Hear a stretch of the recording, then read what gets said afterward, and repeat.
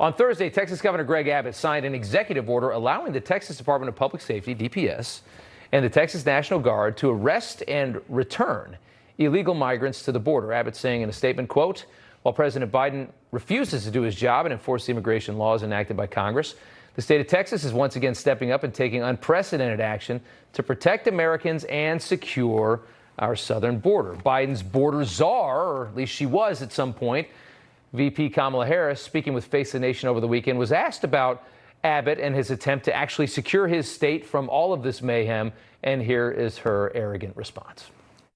I would suggest that so-called leaders focus on solutions instead of attacks if they really are concerned about a problem.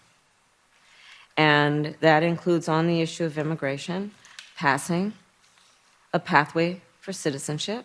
And that's where I think everyone should be focused if they're actually concerned about solutions instead of flame throwing. Worst VP in history? Got to be up there.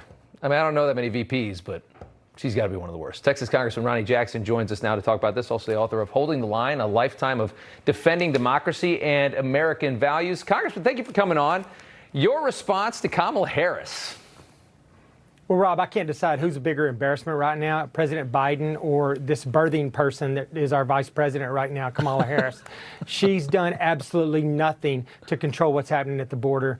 Governor Abbott, the counties down in the south, the state of Texas is doing everything we can to stop what's happening on our southern border, not just for the sake of Texas, but for the sake of this country. We're spending tons and tons of Texas taxpayer dollars down there doing the job of the federal government. And we're trying to stop the massive amount of drugs that are crossing our border, the fentanyl, the methamphetamine, the heroin, the cocaine, that's destroying an entire generation of our kids right now. The leading cause of death between 18 and 40 years old of males in this country right now is drug overdose, thanks to Joe Biden. And it's not just his inability to stop what's happening, but he's actually causing it. They've put incentives in place to cause what's happening down there. The cartel now controls our border, and they have free reign of our southern border, and this is the result. So it's absolutely disgusting. And I just can't tell you how outraged people in Texas are right now with this administration regarding our border. Yeah, but you know what? I mean, the deaths, they don't matter. Nothing compares to rich, white, Ivy League virtue signaling, and that's the kind of policies that this country needs. That's there's no consequence to that. Nobody cares about that. Yeah, no, it's a perfect example. You were talking earlier about this Latinx thing that the First Lady supposedly attended today